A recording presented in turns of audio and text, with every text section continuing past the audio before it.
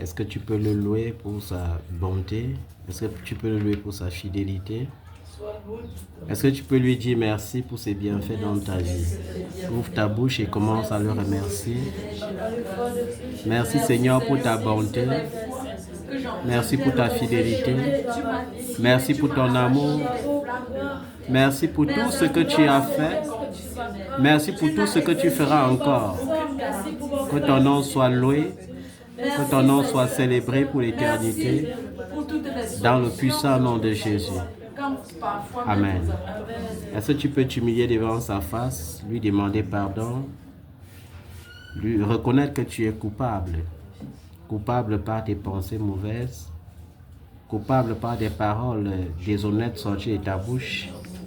Est-ce que tu peux reconnaître que tu es pécheur devant lui ce matin? Ouvre ta bouche et commence à confesser ce matin. Demande au Seigneur pardon. Demande-lui pardon. Pardon, Seigneur, pour les péchés en parole. Pardon, Seigneur, pour les péchés en acte. Pardon, Seigneur, pour les pensées impures. Pardon, Seigneur, pour la convoitise. Pardon, Seigneur, pour le dérèglement. Seigneur, je te supplie, accorde-nous ton pardon.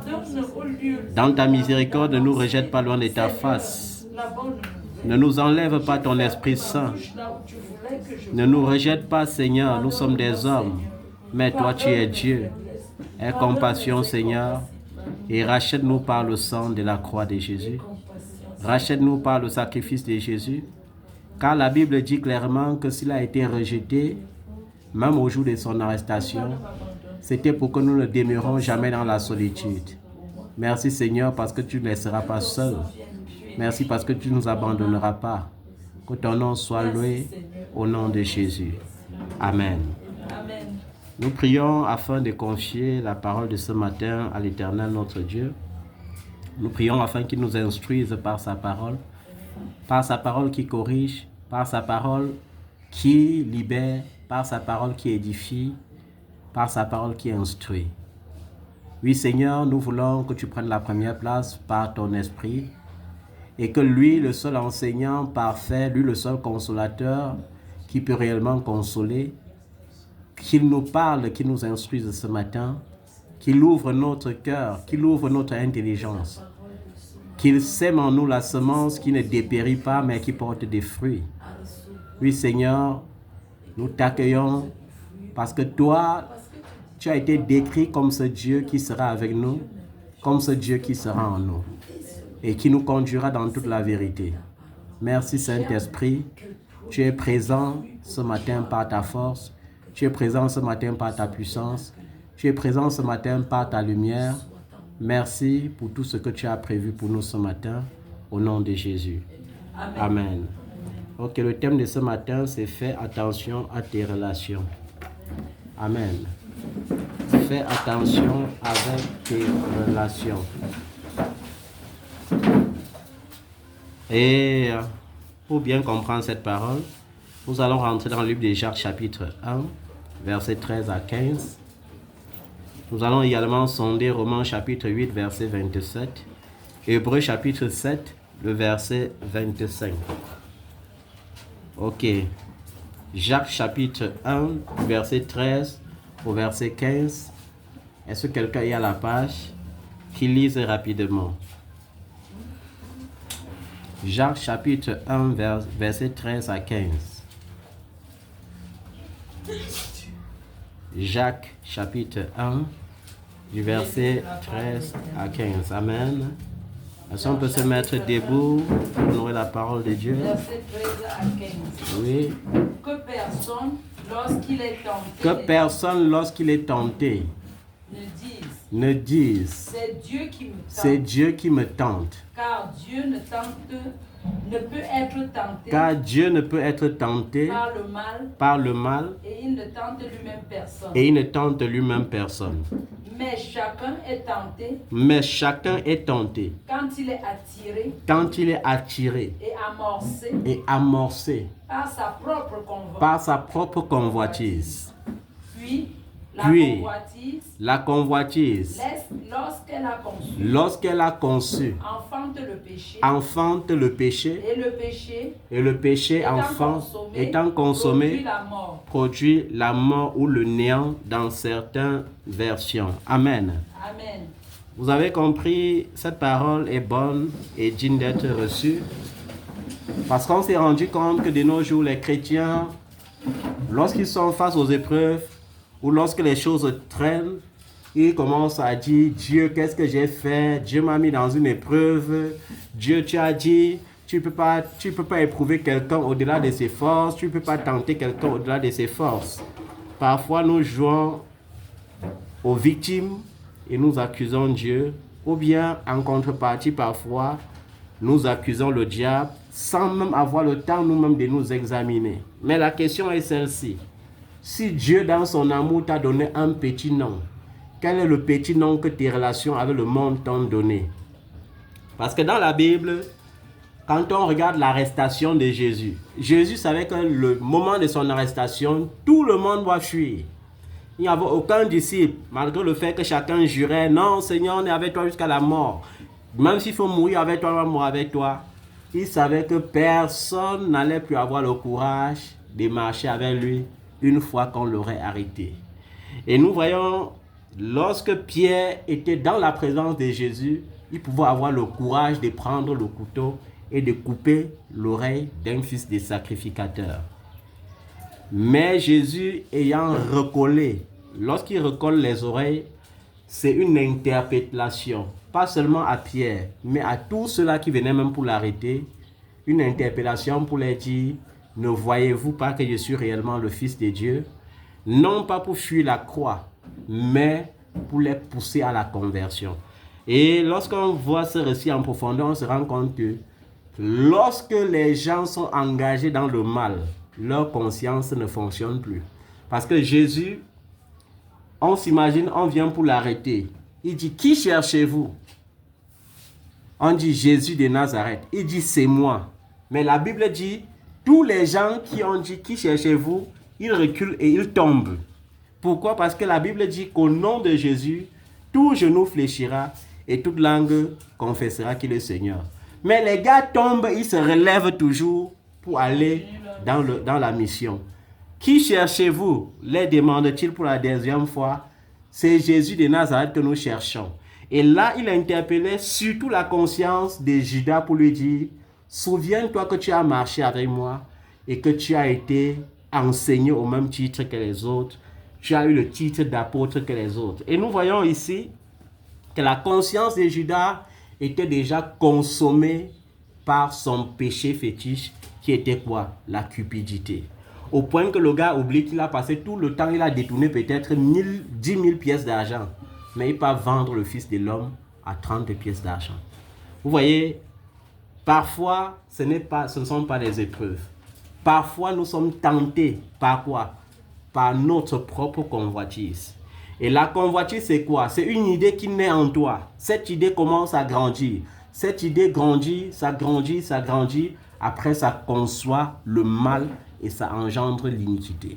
Nous devons faire attention lorsque les pensées commencent à s'éveiller en nous, surtout lorsque les choses commencent à tarder dans notre vie, surtout lorsque nous sommes face aux épreuves. Il est à noter ici que lorsque nous voyons la vie de Job, Job n'a pas été tenté, mais le Seigneur lui-même a ordonné à Satan d'aller éprouver Job. Et il a mis les limites que le diable ne pouvait pas franchir. Fais-lui le maximum de mal, mais ne touche pas sa vie. C'est pourquoi le diable pouvait faire pourrir le corps de Job. Il pouvait le faire ressentir des souffrances atroces. Il pouvait voler tous ses biens. Il pouvait tuer tous ses enfants. Mais il ne pouvait pas toucher à la vie de Job. Et lorsque ces genres de souffrances arrivent, parfois Dieu permet certaines choses juste pour te discipliner. Parce que je vous ai dit, Dieu ne peut pas donner des grandes bénédictions à quelqu'un sans le préparer aux grandes bénédictions. Et cela passe par la discipline. Alors, si Dieu t'a donné un petit nom par amour pour toi, parce qu'il y a les gens dans la Bible à qui Dieu a donné un petit nom par amour. David l'appelait David, homme selon mon cœur. Amen. Job, il appelait homme intègre. Est-ce que vous voyez ça? Noé, il appelait l'homme de la foi. Est-ce que vous voyez un peu ça? Abraham, c'était l'homme de la foi, le père de la foi. Maintenant, même parmi les disciples de Jésus, il y avait un qui était débordant d'amour, à qui on avait donné un petit nom, Jean, le disciple que Jésus aimait le plus. Ça, c'était son petit nom. Mais on a oublié, dans la profondeur de la vie de Jean, il y avait quelque chose de particulier. Il avait les relations avec les gens du monde. Et il a utilisé cette relation pour faire entrer Pierre dans la cour de Anne le jour qu'on sera en train de commencer le jugement de Jésus. Vous voyez, quelqu'un qui a son petit nom dans la Bible, au milieu du groupe, on l'appelle le disciple que Jésus aimait le plus. On oublie que dans le secret, il a un autre petit nom qui disait celui qui avait des relations avec le sacrificateur Anne. Et nous devons faire attention avec les relations que nous avons dans le monde. Parfois, un enfant de Dieu peut se vanter. Oh, Dieu m'a permis d'être en relation avec le président de la République. Dieu m'a permis d'avoir les relations à la présidence de la République. Dieu m'a permis d'avoir les relations au Sénat. Dieu m'a permis d'avoir les relations à l'Assemblée nationale et tout et tout. Mais la question est-ce que tu te méfies ou bien est-ce que tu utilises cette relation pour la gloire de Dieu? Lorsque Simon-Pierre décide de suivre Jésus, il arrive à la porte, il y a les gardes. Alors, Jean donne une seule parole, on le fait entrer. Et lorsque Pierre entre dans la cour, il était environ 4 heures du matin. Ça veut dire qu'il y avait un froid terrible, le double du froid que tu ressentais souvent à la montagne pour ceux qui partaient à la montagne. Alors, Pierre cherche le confort de son corps. Et c'est ça, tu dois faire attention lorsque tu commences à chercher le confort matériel. Pierre commence à penser comment sécuriser son corps contre le froid et il observe, il voit qu'on avait allumé le feu, un grand feu, comme on fait souvent lors des veillées. Alors il décide d'aller se réchauffer. Et là, une des servantes dit, toi là qui te réchauffes avec nous là, n'es-tu pas l'un des disciples de cet homme-là? Et il dit, je ne le connais pas. Et la Bible dit, il commence à jurer même. Il a fait des imprécations. Je ne peux pas marcher avec un fou comme celui-là. Et le récit ne s'arrête pas là. Nous regardons en profondeur dans cela. Nous voyons que Dieu peut utiliser n'importe quoi dans la création pour attirer ton attention. Dieu te parle lorsque le péché frappe à la porte de ton cœur. Nous avons vu, avant que Pierre ne renie Jésus, qui est le même crime que ce que Judas a commis parce qu'il n'y a pas une différence. Ça a causé beaucoup de douleurs dans le cœur de Jésus.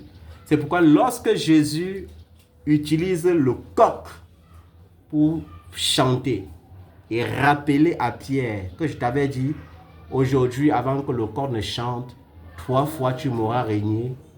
Alors le coq se chante, mais Jésus permet également que les regards de Pierre croisent son propre regard. Mais il y a une différence entre Pierre et Judas.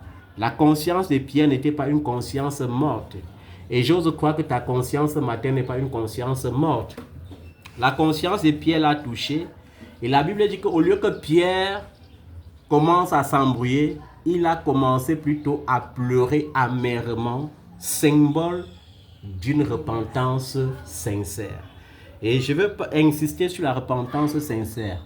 Est-ce que toi qui dis que les choses tardent dans ta vie, est-ce que toi qui dis que Dieu te tente, est-ce que toi qui dis que Dieu t'a mis dans les épreuves, est-ce que toi qui continues de combattre les démons à gauche, à droite, les démons qui combattent ton mariage, les démons qui combattent tes finances, les démons qui combattent je ne sais pas quoi, ta santé et autres, est-ce que toi tu t'es repenti sincèrement comme Pierre s'était repenti sincèrement? Parce que si Pierre ne s'était pas repenti sincèrement, il n'aurait pas eu droit à la restauration. C'est pourquoi à la résurrection des morts, Jésus prend soin de dire, comme tu m'avais régné 3 fois, tu dois m'aimer aussi 3 fois. Simon, fils de Jonas, m'aimes-tu? Oui, je t'aime. Simon, fils de Jonas, m'aimes-tu? Oui, Seigneur, tu sais que je t'aime. Simon, fils de Jonas, m'aimes-tu? Seigneur, tu sais que je t'aime, tu sais toutes choses. Vous voyez, et c'est ça la symbolique de la restauration. Nous devons cesser parfois de jouer aux victimes et rentrer dans le secret. Je connais les enfants de Dieu, moins d'enfants de Dieu aujourd'hui ont cette possibilité de rentrer dans le secret et de dire, Seigneur, révèle-moi le péché qui bloque ma vie. Ils voient seulement les sorciers. Ils voient seulement les démons. Ils voient seulement l'épreuve que Dieu a mis. Mais je vais vous dire, la vérité, c'est celle que tu as entendue aujourd'hui. Le Seigneur ne tente personne et ne peut être aussi tenté par personne. Mais ce qui te tente parfois, c'est cette convoitise en toi. La convoitise naît de quelque chose, d'une envie. La convoitise naît parfois à partir du moment où tu apprends que ton frère ou ta soeur ou une amie est à l'aéroport à l'instant T en train de voyager. Ça naît parfois lorsque tu entends que ta camarade telle ou telle est à l'hôpital maintenant en train d'enfanter ou bien a déjà enfanté. Ça naît à partir du moment où tu vois un de tes amis te transporter dans sa belle voiture. Ça naît à partir du moment où tu rends visite à un de tes amis et tu te rends compte qu'il est bien logé et plus vêtu que toi. La convoitise.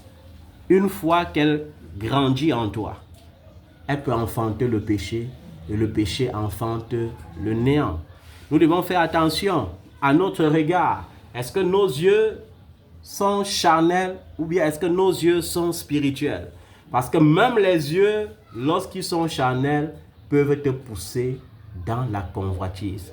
C'est pourquoi je t'exhorte ce matin, comme un enfant béni de Dieu, à faire tout et tout pour vaincre toute forme de convoitise. Parfois, ta prière doit être, Seigneur, garde mes yeux dans ta présence. Parfois, ta prière doit être, Seigneur, garde mes pensées dans ta présence. Parfois, ta prière doit être, Seigneur, mets une garde à ma bouche. Nous avons vu David prier même pour ses lèvres. Seigneur, mets une garde à ma bouche. Mets une garde à ma bouche. Seigneur, ma bouche ne doit pas pécher. Pourquoi? Parce qu'on connaît. On vous connaît les enfants de Dieu aujourd'hui. Moindre fâcherie, vous ouvrez la bouche, vous vociférez tout. Même sur les enfants, vous lâchez les paroles. Alors que David te dit que lorsque tu es fâché, lorsque tu sens que tu es en colère, la première des choses à faire, c'est d'éviter d'ouvrir ta bouche. Parce que si tu ouvres ta bouche, quelque chose de mauvais peut sortir. Nous devons faire attention, bien-aimés. Le récit du règnement de Pierre nous est donné pour notre instruction. Est-ce que tu comprends ça? Le récit du règnement de Pierre, c'est donné pour ton instruction. C'est donné pour que tu comprennes que de la même manière que Pierre était capable de régner Jésus, il y a des gens à qui tu tiens beaucoup qui seront capables de te régner, qui seront capables de dire publiquement que je ne te connais pas. Ce récit où Jean utilise ses relations pour faire entrer Pierre nous interpelle. Quel est ton nom que tu as reçu dans la présence de Dieu et quel est le nom secret avec lequel les païens te qualifient? La sœur qui boit trop, la sœur qui ment trop, la sœur qui mange trop, la sœur qui fait ceci, la sœur qui fait cela, le frère qui fait ceci, le frère qui fait cela.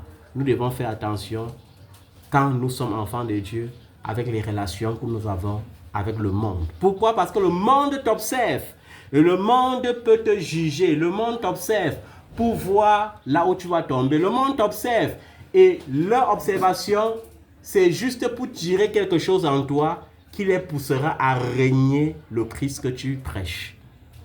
Et ça sera très terrible pour quelqu'un qui perdra une âme à cause de son propre caractère. Le monde t'observe lorsque tu parles de Jésus pour voir ton caractère. Le monde t'observe lorsque tu parles de Jésus pour voir si tu peux pratiquer les mêmes rites qu'eux. Je vous ai dit, il y a certains amis qui vont venir vous citer même la parole de Dieu et la parole de Dieu sera exacte.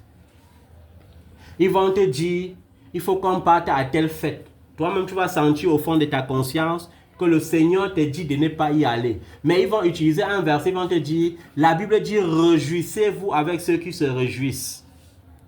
Et ce n'est pas faux, c'est la parole de Dieu. Tu vas te lever, tu vas aller et tu vas pécher contre le Seigneur ton Dieu. Nous devons faire attention. Lorsque le monde veut nous attirer, souvenons d'une chose, c'est que Jésus a été élevé à la croix afin que nous attirons les hommes vers lui. Afin que nous attirons vers lui les âmes de toute race, de toute chair. Nous devons le faire. Et c'est ça notre devoir. Même en famille, il y aura des gens qui vont venir te dire que il y a un enterrement officiel. Oui, il arrive parfois qu'on me dise ça à moi. Oui, c'est vrai, on l'avait enterré, mais on va faire l'enterrement officiel. Oui, c'est vrai, tu dis que tu ne fais pas les funérailles. Il faut qu'on fasse une fois. On fait l'enterrement officiel, tu profites, tu fais les funérailles, comme ça le jour que nous on fera encore les funérailles, tu ne feras plus. Ou bien tu vois, comme certains sont venus tout récemment, tu vois, même si tu ne fais pas les funérailles, tu peux quand même nous donner l'argent comme contribution. Je dis, mais si je vous donne l'argent comme contribution, ça veut dire que j'ai déjà fait aussi ces funérailles. Or, la Bible me dit que je ne dois pas me mettre, je ne dois pas participer au péché d'autrui. Amen. Je ne dois pas me mettre en relation avec les gens qui pratiquent les œuvres des ténèbres. Au contraire, mon rôle, c'est de les exposer.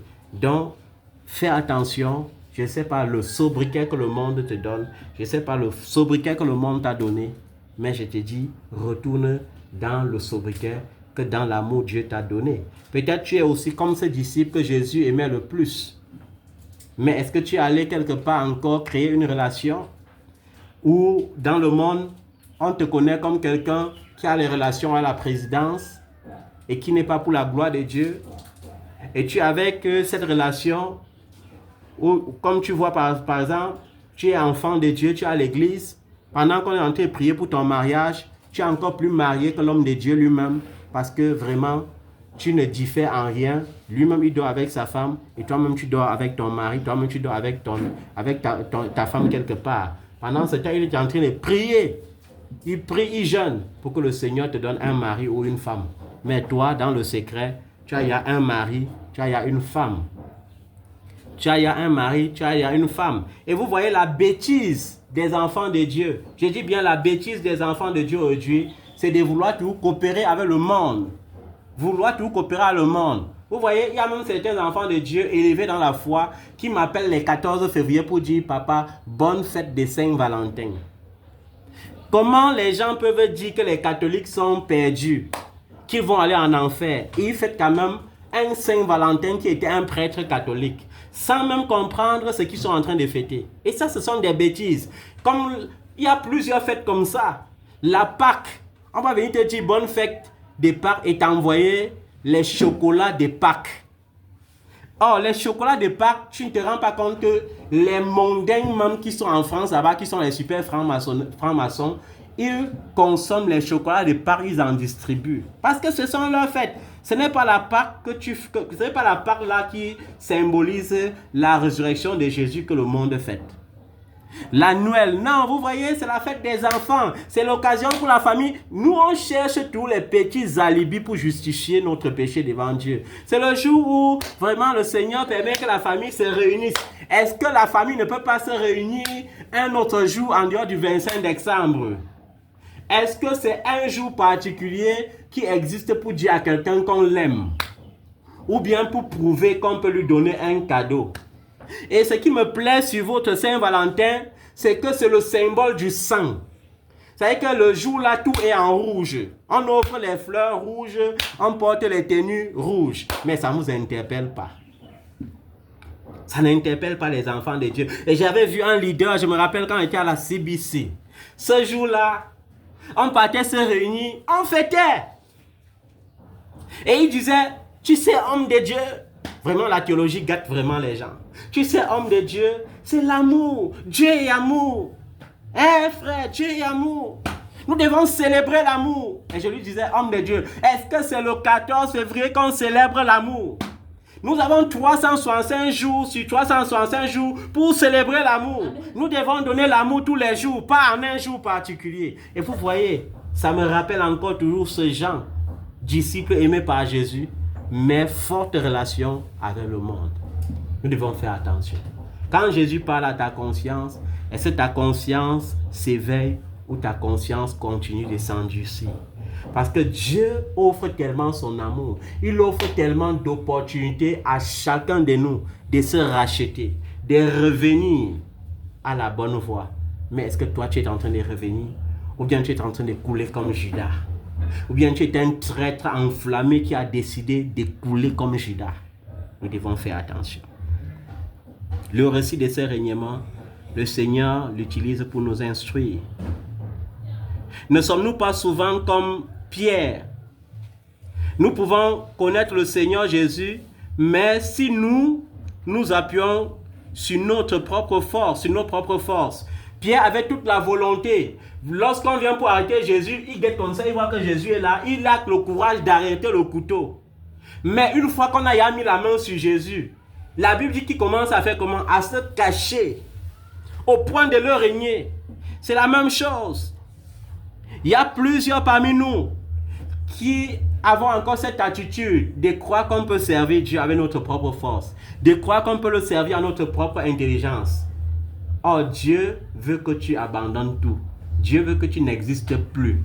C'est pourquoi l'apôtre Paul pouvait dire, si je vis, ce n'est plus moi qui vis, c'est Christ qui vit en moi. Dieu veut que tu fasses taire ta convoitise, il veut que tu fasses taire ta volonté et que tu laisses sa volonté s'accomplir dans ta vie. Sans cela, tu seras comme Pierre. À un moment donné, tu seras obligé de le régner et de jurer que tu ne le connais même pas.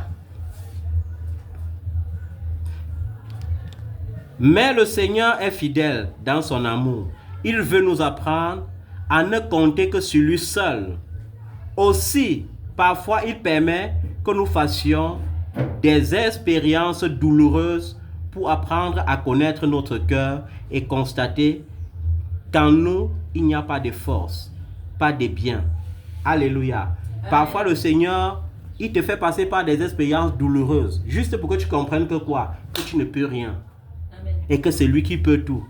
Parfois, il te fait passer par des expériences douloureuses pour que tu comprennes que ta force ne sert à rien. Est-ce qu'il n'y a pas certaines situations, et c'est-à-dire que quand ça arrive, toi-même tu sens que si ce n'est pas Dieu vraiment, il n'y a rien à faire. Il y a des situations comme ça. Des situations où tu te retrouves comme ça, tu as 500 francs dans la poche et on est en train de te réclamer 7 millions. Des situations comme ça où tu as 10 000 francs dans la poche, mais il y a un besoin urgent de 10 millions et qui te presse et qui t'oppresse. Maintenant, si tu n'as pas réellement Dieu et si tu n'as pas été brisé, tu vas commencer à chercher les relations humaines pour résoudre ce problème. Or, même lorsque tu vas vers les relations humaines, qui met dans le cœur des hommes le vouloir et le faire? C'est Dieu lui seul. C'est Jésus qui met en nous le vouloir et le faire. C'est-à-dire que même si tu appelles le président de la République qui a tous les milliards du monde là, tant que Dieu ne leur donne pas de te donner, est-ce qu'il peut te donner? Si tu es un oncle et ministre à ce moment-là, si tu l'appelles et que Dieu ne permet pas qu'il te donne, il ne te donnera pas. Au contraire, il te méprisera. Job a dû passer par la même discipline lorsque Dieu a permis à Satan d'intervenir pour lui faire du mal. Mais Dieu assigne des limites à l'action du diable. Et le résultat, c'est que Job a appris à se connaître et à connaître Dieu. Il faut que tu apprennes à connaître tes limites pour comprendre que ce n'est que Dieu qui n'est pas limité. Pierre se tenait auprès du feu et se chauffait car il faisait froid. C'était normal. Il fait froid et voit le feu là-bas. Mais Pierre n'a pas compris qu'il n'est pas bon de se mélanger souvent avec certaines personnes. Est-ce que tu comprends ça? C'est un peu comme si tu marchais là, la pluie commence, tu vois un bar là, et tu sais que dans ce bar là, il n'y a que les homosexuels qui entrent. Mais comme tu ne veux pas te faire mouiller, tu entres aussi. Pour dire que m'en vais me réfugier. Et arrivé, on te confond. Vous voyez? Parfois, la recherche du confort peut nous pousser à faire des choses qui ne plaisent pas au Seigneur. Il faisait donc froid, il a voulu se réchauffer. Or, ce n'était certes pas pour le Seigneur qu'on avait allumé ce feu. Lui, il sait que voilà son Dieu là-bas, sous le froid. Et vous savez, il y a une différence lorsqu'on te fouette sous le froid et quand on te fouette hors du froid. Lui, il était là comme ça, congelé depuis 2 heures de temps, 2 heures du matin qu'on l'avait arrêté. Tu regardes bien, il n'est pas à côté du feu pour se réchauffer. Il est là-bas, on a déjà fouetté, fatigué, sa face est même déjà tout gonflé. Il est en train de grelotter. Mais toi, tu cherches le confort. Toi qui disais, je suis prêt même à mourir avec toi. Tu as peur qu'en allant, on va aussi borser ton œil. Tu préfères aller te réchauffer. Ce n'était pas pour le Seigneur qu'on avait allumé le feu. C'est toujours un danger de rechercher ses aises et son confort sans avoir égard au Seigneur. Dieu veut que nous soyons à l'aise. Il veut que nous vivons une vie confortable. Mais il veut que ce soit pour sa gloire. Et c'est un danger de rechercher le confort sans avoir égard au Seigneur. Moïse avait refusé les facilités que pouvait lui procurer sa position auprès des pharaons, car il estimait l'opprobre de Christ un plus grand trésor que les richesses de l'Égypte, comme on lit dans Hébreux chapitre 11 au verset 26. Est-ce que vous comprenez ça? Moïse était considéré comme le fils des pharaons. C'est que lui, il pouvait marcher avec les gardes, il pouvait boire le bon vin, il pouvait marcher comme un prince et on le respecte. Mais il a préféré laisser tout ça pour aller faire quoi? Pour aller pétrir la boue avec les Juifs, avec son peuple. Amen. Il a préféré défendre un Juif qu'on était en train de torturer au point de prendre la vie d'un Égyptien. Il a risqué sa propre vie pour sauver la vie de son frère. Mais nous, parfois, qu'est-ce qu'on fait? Dans la recherche du confort, parfois on dit tout a été créé par Dieu. On devient les amis des francs-maçons. On devient les amis des rosicruciens. On devient les amis des homosexuels. On devient leurs amis. On commence à partager tout avec eux. On commence à consommer tout avec eux. Et pour finir, on devient exactement comme eux. Et on continue de dire au nom de Jésus. Amen. Vous voyez? Et on continue de dire au nom de Jésus. Partout, au nom de Jésus. Mais on n'est pas dans la voie. On n'est plus dans la lumière. On est dans les ténèbres, mais on parle toujours de Jésus. C'est à tort. Et c'est très dangereux. Parce qu'il me demande bien comment les gens supporteront le jour du jugement à venir. Parce que le jugement commencera par l'intérieur et non par l'extérieur. Certains diront, j'ai été le plus grand prophète. Tu vois, j'avais 100 000 âmes. J'avais 20 temples à travers le monde entier. Et le Seigneur dira, je ne t'ai jamais envoyé, je ne t'ai jamais connu. Va dans le feu qui a été préparé pour ton père et toi. Va dans le feu. Est-ce que tu prends le risque de servir pour aller dans le feu? Parce que la Bible est claire là-dessus. Ceux qui vivent pieusement en Christ ne manqueront jamais de persécutions. C'est-à-dire que si tu veux diminuer tes persécutions, commence à tricher. Commence à devenir l'ami du diable. Commence à devenir l'ami du monde. Parce que tant que tu vivras pieusement, tu ne manqueras jamais des persécutions. Et c'est cette persécution qui montre même que tu es dans la voie de la vérité. Alléluia. Amen. Nous, les hommes de Dieu, qui décidons parfois de marcher dans la droiture, dans l'intégrité, de demeurer dans l'originalité, parfois, notre plus grande épreuve, c'est quoi? C'est de voir les propres enfants que tu as bâtis te mépriser. C'est de voir les propres enfants que tu as bâtis se moquer de ta situation. C'est de voir les propres enfants que tu as bâtis se soucier de façon calomnieuse de ta position. Regardez encore à quel niveau il est. Comme je vous avais dit, parler d'un homme de Dieu qui a été arrêté au Nigeria parce qu'il allait cueillir les feuilles de manioc dans le champ de quelqu'un pour préparer et donner à sa famille. Parce que négligé du peuple. Parce qu'il avait les fidèles assez pauvres.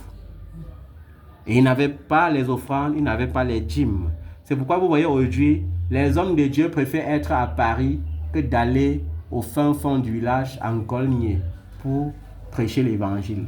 Les gens préfèrent être à Washington comme pasteur que d'être à Baham, que d'être à Balengo, que d'être à Balmayo. Pourquoi? Parce qu'ils se disent que là-bas, ça n'a pas d'offrande, ça sera seulement les régimes de plantain avec le mamba vert, avec l'antilope. Il ne veut pas ça. Ça ne va pas lui produire la voiture, ça ne va pas lui procurer les jets privés. Or, la Bible dit, depuis Jérusalem jusqu'aux extrémités de la terre, ça ne veut pas dire qu'il faut fuir les villages pour aller annoncer l'évangile seulement à Paris ou encore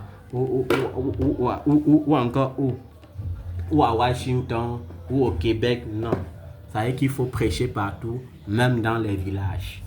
Amen. Amen.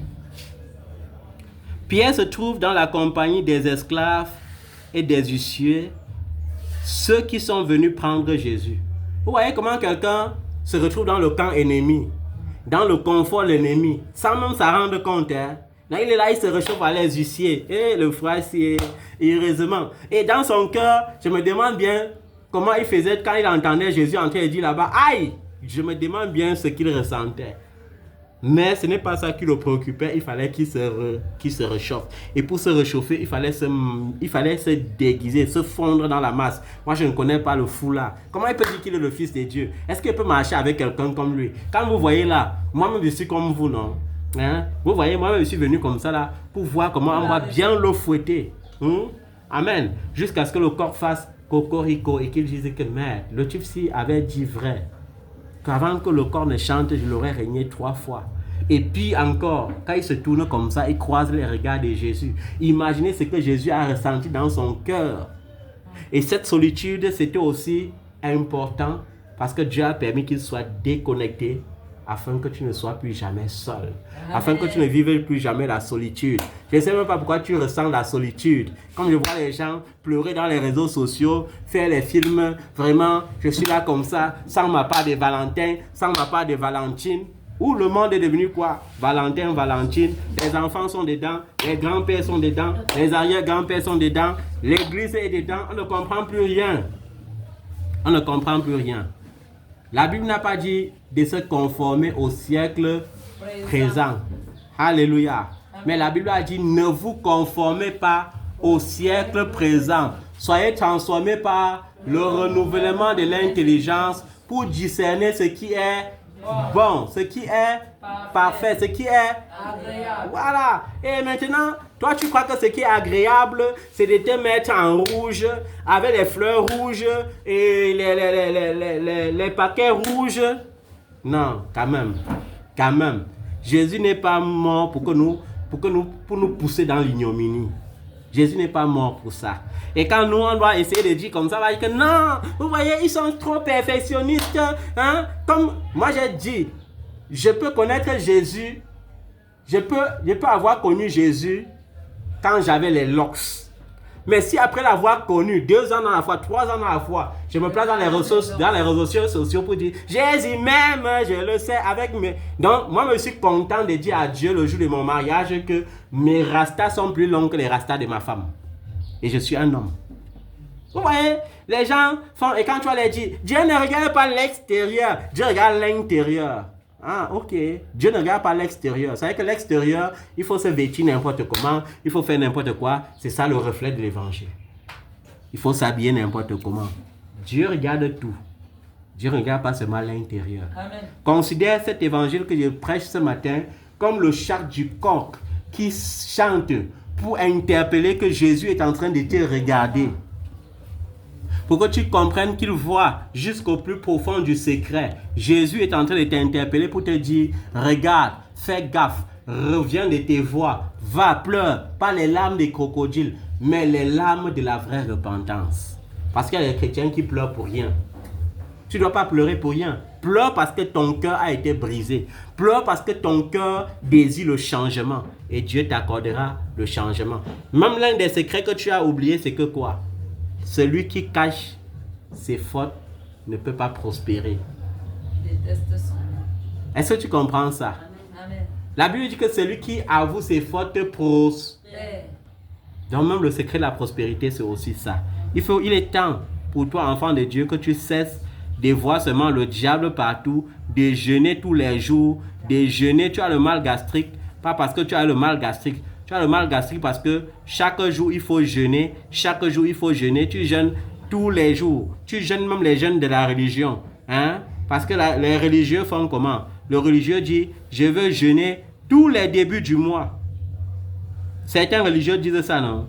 Que chaque début du mois, je commence mon mois par le jeûne. C'est la religion. Chaque jour, je vais mettre mon réveil à minuit. Je vais commencer mon combat. C'est la religion. Chaque jour, hein, vous voyez, le combat spirituel commence à telle heure. Ça commence à telle heure, ça finit à telle heure. Qui t'a dit ça?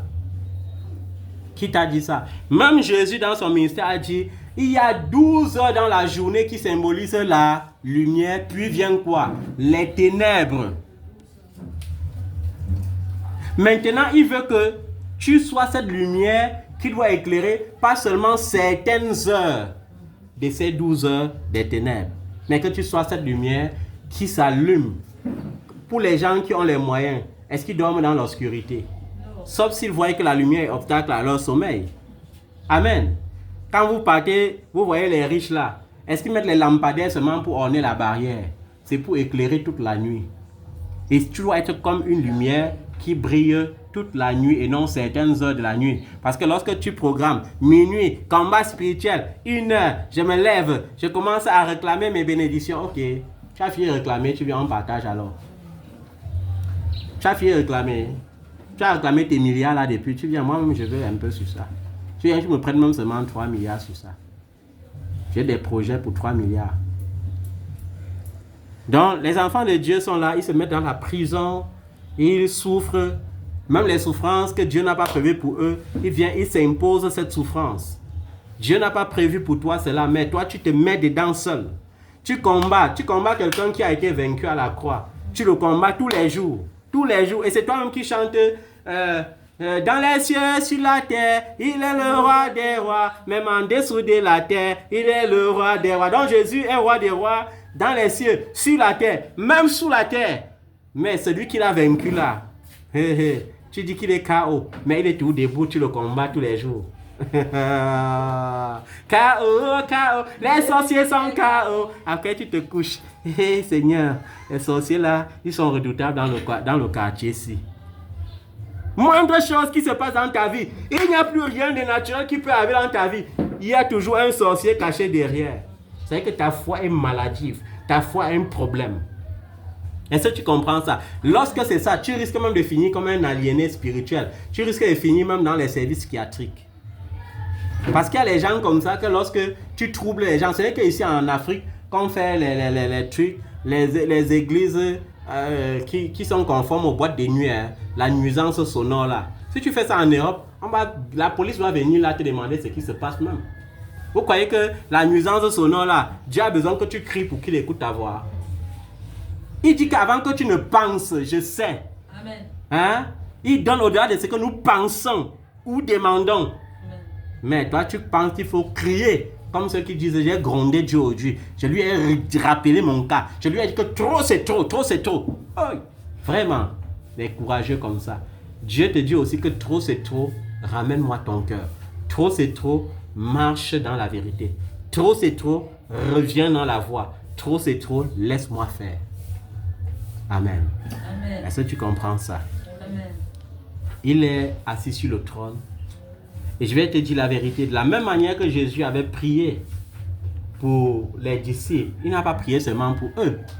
Jésus n'a pas prié seulement pour les disciples qui ont marché avec lui. Il a prié même pour toi et moi. Amen. C'est pourquoi il a dit, Père, je ne prie pas seulement pour ceux-ci, mais également pour leurs frères.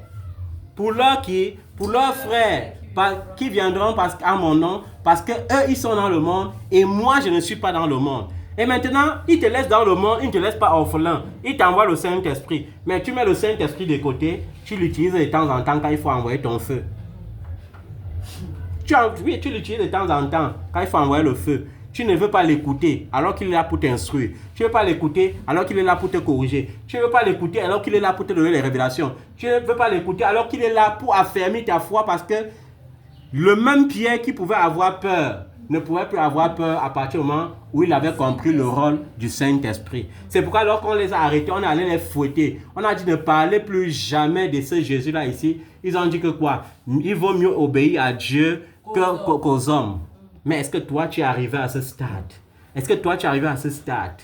Tu n'es pas arrivé à ce stade, bien-aimé. Nous devons faire attention. Moi-même, je commettais souvent les erreurs. Que oui, je m'appuie sur 1 Corinthiens 8. Tu arrives en famille comme ça. On dit réunion familiale. On dit non, il faut un peu les jujubes. Hein? Il faut que chacun mange. C'est pour la paix. Vous savez que Dieu est un Dieu de paix, non? On te prend dans le jeu comme ça. Tu ne connais pas les intentions même qu'on a cachées derrière le jujube. Tu ne connais pas les incantations qu'on a fait derrière ça. Toi aussi, tu prends. On dit, tu sais, non, homme de Dieu, c'est même toi-même notre père ici, non? On te flatte, tu deviens le vrai père à l'heure là. Alors qu'on veut te mettre dans les incantations qu'on avait conçues. Et avant, Lorsqu'il fallait satisfaire la famille, on faisait ça, il tendait tout ma main.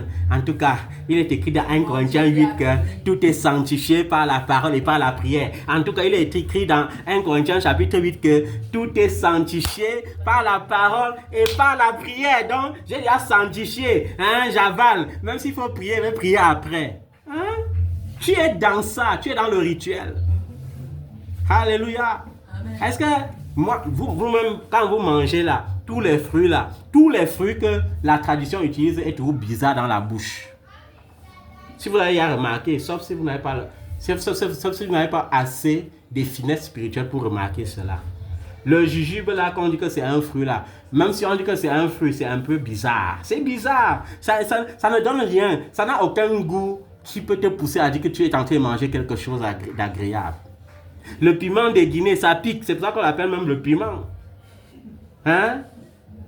Ça pique. Non, tu sais, il faut te laver. C'est Dieu qui a tout créé. Non, il faut te laver. Ce n'est rien de mauvais. Et même le diable a compris ça. Et il a donné les Bibles à ses marabouts. Le marabout te dit, non, tu sais, pour moi, je suis né seulement avec, je ne suis pas comme les marabouts qui travaillent avec les écorces là. C'est pour ça qu'il lit la Bible. Attends, on lit même d'abord le psaume 23, avant de travailler. L'Éternel est mon berger, je ne manquerai de rien. Et tu es là, amen, amen. Après, on dit que oui, il faut qu'on égorge la chèvre, tu vois. Après, les portes vont s'ouvrir. Seigneur, lorsque tu finis de te laver à le sang de tes marabouts là-bas, quand ça ne marche pas maintenant, tu peux avoir maintenant les marabouts modernes. On dit, voici l'huile de la prospérité, 25 000. Tu achètes. On te dit que ça périme chaque un mois. Donc ça veut dire que pour que la prospérité là vienne, chaque un mois, il faut donner 25 000 au prophète. Et toi, tu ne comprends pas que tu es en train de l'enrichir. Ça veut dire que chaque mois, tu le payes, toi, 25 000. Tu prends l'huile qui ne doit même jamais t'amener à la prospérité. Vous voyez comment, et on se moque de vous, vous ne comprenez même pas que c'est des moqueries parce que Dieu ne dissocie pas ses bénédictions. Pose-toi la question que si c'est l'huile qui bénit, pourquoi il ne met pas directement dedans le mariage, le voyage, la prospérité? Mais il préfère dire que voici pour le mariage ici, voici pour la prospérité ici, voici pour le voyage ici, voici pour les affaires ici. Et tu peux acheter. Tu manques quoi manger, mais tu peux acheter. Et depuis que tu as acheté là, on est où avec? Comme je vois l'autre avec son bracelet. Ma fille, toi tu critiques le catholique qui a mis son chapelet. Voilà aussi tu n'as pas de chapelet. Non, pour moi c'est le bracelet avec le nom de Daddy sur ça. Tu vois, quand je mets ça, le nom de Daddy sur ça, ça me protège, ça me garde, ça me donne la prospérité. Chez nous on met toujours la photo de Daddy au mur. Après, tu peux critiquer les catholiques qui ont mis la photo de Joseph au mur. Après, tu peux critiquer les branhamistes qui ont mis la photo de Branham au mur. Mais toi, tu as aussi ta photo de papa Tibi Joshua à la maison. Tu as la photo de papa Ndefo à la maison. Tu as la photo de qui? Ils sont nombreux. Otto. Tu as la photo de ceci. Tu as son bracelet qui t'a vendu. Il t'a vendu ça. Tu as le mouchoir. Quand on a dit que tu secoues pour renverser tes ennemis. Mais depuis 10 ans que tu secoues là, c'est toi-même qui tombes. Mais tu secoues toujours. Secoue avec la parole de Dieu. Au nom de Jésus, tout genou fléchira. Amen. Quand on est venu pour arrêter Jésus, c'est moi que vous cherchez. Ok, c'est moi. Les gens sont tombés parce qu'il est Dieu. Amen. C'est pourquoi il dit, c'est moi-même qui offre ma vie. Personne ne peut prendre ma vie de lui-même. C'est-à-dire que même dans mon simple humanité là, si je ne vous donne pas ma vie, vous ne pouvez pas prendre. Amen. Oh, que Dieu nous délivre je dis, le monde est ainsi. Le monde est ainsi. Que ce soit le monde religieux, que ce soit le monde politique.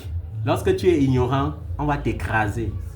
Vous voyez par exemple aujourd'hui, quand on fait les guerres dans le monde, on ne cache même plus, puisque nous sommes à l'ère moderne. Est-ce que tu vas venir encore avec les flatteries à la Bible comme on flattait avant, lors de la colonisation? Non. Tu vas utiliser la technologie. Quand ça ne va pas, tu vas dire la vérité qui est franche. Comme par exemple Donald Trump maintenant, il dit que quoi? Nous, on a donné beaucoup d'argent pour aider les Ukrainiens pour la guerre. Et comme on voit qu'ils ne vont pas gagner, et comme on sent qu'un jour leur pays peut devenir la Russie, c'est mieux qu'on récupère notre argent dès maintenant. Donc, comme ils n'ont pas l'argent cash pour nous remettre, nous, on va prendre l'équivalent de leur sous-sol qui va nous produire 500 milliards de dollars. Parce que si nous, on a investi quand même 300 milliards de dollars, il faut qu'on ait un bénéfice de 200 milliards de dollars. Et c'est ça, c'est propre, c'est tout. Pour les Africains, qu'est-ce qu'on fait? Pour les Africains, comment c'est que oui, ils sont déjà un peu éveillés là. Qu'est-ce qu'on fait? On vient maintenant, on voit juste ton voisin. Hein? On dit que bon, voisin, exactement comme ça se passe maintenant entre le Rwanda et le Congo. On dit aux Rwandais que quoi? Nous on a vu un truc là-bas chez les Congolais là, dans leur ville de quoi là? C'est dans quelle ville? Où c'est? À Goma. On a vu leur sous-sol là, c'est bien. Hein? Mais on voit que le type là, qui est assis sur la chaise là-bas, il ne veut pas coopérer. Hein? Comment ça qu'il ne va pas coopérer là? Nous, on va te payer. Nous, on va te payer maintenant là et tu nous donnes encore les rebelles. Nous, on va donner des armes qui dépassent pour eux. Vous partez là-bas, vous tuez, vous commencez seulement à faire le désordre. Pendant qu'ils sont en train de lutter contre le désordre, nous aussi, on sera en train de s'enrichir. Et on vote des lois. Des lois chez ceux qui disent qu'ils sont défenseurs de la loi. Chez ceux qui disent qu'ils sont défenseurs des faibles. Et vous voyez, le monde est toujours hypocrite. Le monde est toujours ainsi. Les forts écrasent les pauvres. Les forts écrasent les faibles. Et les forts qui écrasent les faibles n'atteignent, ce n'est qu'une poignée de personnes qui dirigent le monde entier. Ce n'est qu'une poignée. Amen. Amen. Nous ne devons pas rentrer dans les choses du monde. J'ai dit ça pour votre instruction. Pour que vous compreniez que dans la vie spirituelle, vous devez rester attaché à quoi? Rien qu'à la parole. Il faut rester attaché à quoi? Rien qu'à la parole. Et avoir un seul dirigeant, le Saint-Esprit. Moi-même qui suis ton père, si je commence un jour à te dire que ma fille, ta bénédiction ne peut passer que si tu achètes l'huile d'onction à 5 millions, dis que papa, vraiment, tu avais déjà dit depuis là que ça ne se passe pas comme ça. N'hésite pas. Parce qu'on ne sait jamais. Maman peut venir là, il me réclame. Mais il ne me réclamera pas. Parce que la Bible dit que Jésus est à la droite du Père. Il intercède pour moi des jours comme des nuits. Amen. C'est pour ça qu'il peut marcher dans l'assurance. Mais comme on ne sait jamais, quand ça vient, il faut dire. Il ne faut pas tourner, il faut dire. Amen. Comme j'ai entendu une de mes filles dire à l'homme de Dieu là-bas que hey, comment toi-même tu vas encore seulement faire comme ça là? Tu viens présenter les gens à l'église comme les fiancés alors qu'ils dorment déjà ensemble. Mon père qui au Cameroun m'a enseigné que... L'homme de Dieu a dit que bon, ok, heureusement que tu me dis ça en secret. Tu sais, non. Il a cherché les versets bibliques, ça n'a pas donné. Il a dit que non. Je comprends ce que tu dis. On va corriger ça. Oui, parce qu'il faut rester fidèle dans les enseignements. Est-ce que si tu viens aujourd'hui, tu me dis que papa, je viens te demander si tel est mon mari. Et Dieu me montre que tu dors avec ton mari. Il va te dire que maman, tu es venu seulement me bénir ou bien me présenter, non? C'est normal, non? Ça veut dire que tu es venu légaliser. Tu n'es pas venu demander. Comment tu peux goûter au pain et me demander maintenant si le pain c'est le pain? Non. Non, non, non, non. Ça ne se passe pas comme ça. Non. Hein? Mais encore tu viens dire que papa, tu vois, non? Je suis tombé. Hein, papa? Je suis tombé. Hein? Bon, et on fait aussi, on remet ça en règle. Comme dans certains ministères, les gens disaient que non, on ne sépare pas les gens. Bon, même Dieu ne sépare pas les gens, hein, je suis honnête. On ne sépare pas les gens. Mais ce que tu as choisi par toi-même, il faut supporter les conséquences de ça. Il ne faut pas que demain tu commences à dire papa c'est monté, papa c'est descendu, papa il m'a giflé. Ma fille, monte encore l'autre, il gifle encore. Amen. Est-ce que c'est ça, non? Parce que c'est ton choix. Est-ce que la bénédiction que Dieu te donne peut se faire sur des chagrins? Non. C'est impossible. Alléluia. Amen. Donc, nous devons faire ainsi. Nous devons demeurer dans la parole. Nous devons demeurer dans quoi? Dans la parole. Mets-toi sur tes pieds.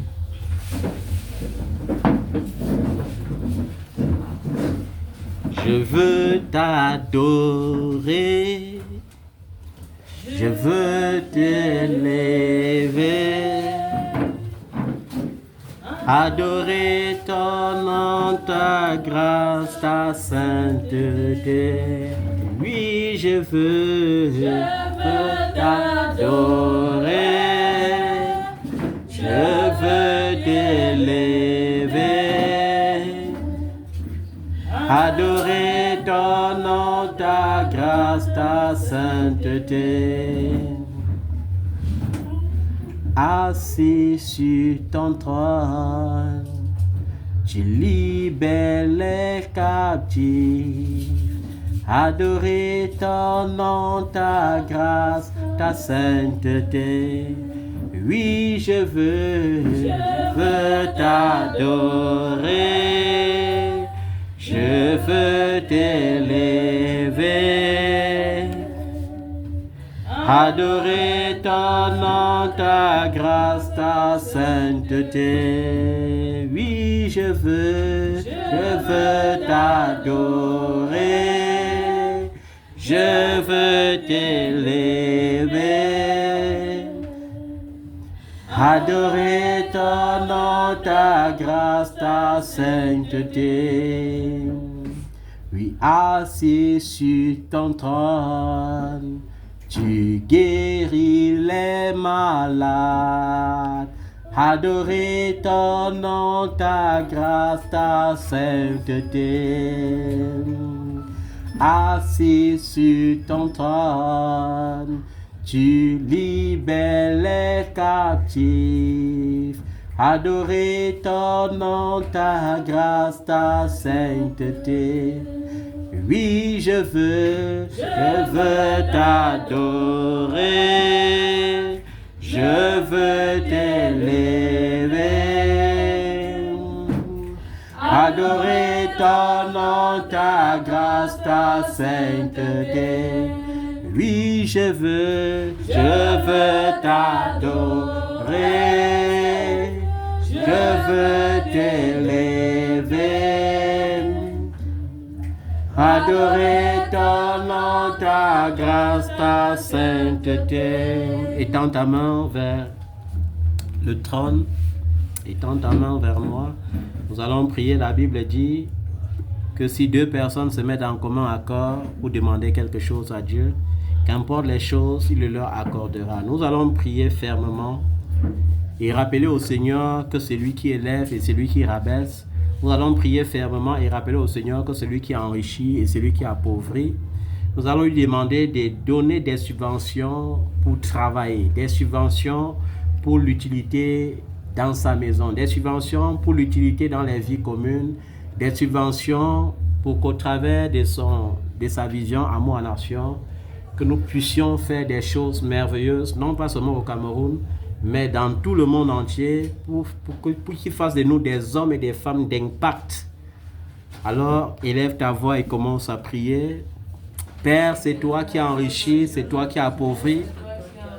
La Bible dit, Seigneur, que c'est à toi qu'appartiennent toutes choses dans les cieux, sur la terre, les choses visibles, les choses invisibles, que ce soit dans les profondeurs de la mer, que ce soit dans les profondeurs de la terre. Toutes choses ont été créées par toi. C'est toi qui élèves et c'est toi qui rabaisse. Seigneur, nous te rendons grâce pour cette vision que tu nous as donnée, la vision Amour en Action. Nous prions pour que tu réglementes toi-même les documents. Nous prions pour que toi-même tu touches les cœurs des autorités. Nous prions pour que tu suscites les bailleurs de fonds. Nous prions pour que tu suscites des fonds. Car Seigneur, nous voulons limiter les dégâts. Nous voulons, oh Dieu, manifester ta parole. Nous voulons secourir le faible. Nous voulons secourir cette veuve qui n'a rien à manger. Nous voulons secourir cet orphelin qui est délaissé. Nous voulons, oh Dieu, scolariser ces enfants qui sont perdus dans la drogue, qui sont perdus par les stupéfiants, qui sont perdus par le désespoir. Nous voulons secourir ceux qui ont manqué, oh Dieu, l'ardeur de l'espoir. Seigneur, nous te supplions, suscite. Car Seigneur, les besoins sont énormes. C'est toi qui mets en nous le vouloir et le faire. Nous ne voulons pas seulement nous limiter au Cameroun. Nous ne voulons pas seulement nous limiter en Afrique. Nous ne voulons pas seulement nous limiter en Amérique. Nous ne voulons pas seulement nous limiter en Europe. Nous ne voulons pas seulement nous limiter en Asie. Nous voulons impacter les îles. Nous voulons impacter les nations. Seigneur, dans ce continent, dans plusieurs autres continents, nous voulons, oh Dieu, Par cette vision, faire ressentir ton amour, Seigneur, dans les cœurs des hommes. Faire ressentir ton amour, Seigneur, faire ressentir ton amour par l'élan de solidarité. Nous prions, Seigneur, afin que nos pensées soient uniques, que nos pensées soient unies. Nous prions, Seigneur, afin de manifester une solidarité commune au nom puissant de Jésus-Christ de Nazareth. Nous prions en même temps, Seigneur, parce que le jour, je vais vous dire une chose. Un jour, alors que Dieu voulait délivrer Israël, il a choisi un homme qu'on appelait Gédéon.